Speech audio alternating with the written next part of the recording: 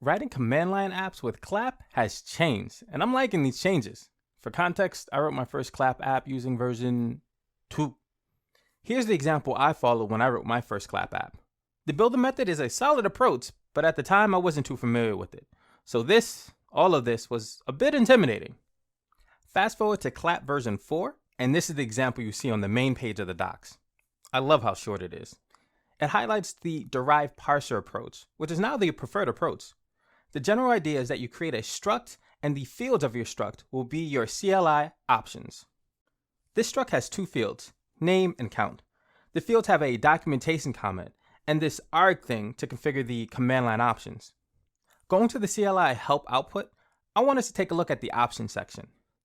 Name has a short and long, tac-n and tac-tac name, and the help documentation, name of a person to greet, comes from the documentation comment on the struct field.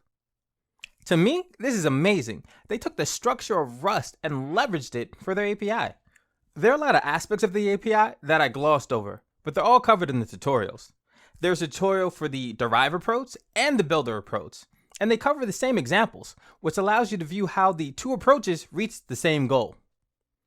One thing I love about the documentation is that they walk you through building simple Clap apps to ones with more complex requirements, which allows you to quickly get in, read what you need to read, and then go about building your application. Porting my Clap app from version 2 to version 4 has been a breeze, and I have the documentation to thank for that. Y'all are doing great work. I appreciate it. I'm sure a bunch of other people appreciate it too. Thank you. And with that, I'm gonna get out of here. All right, so till next time. Peace.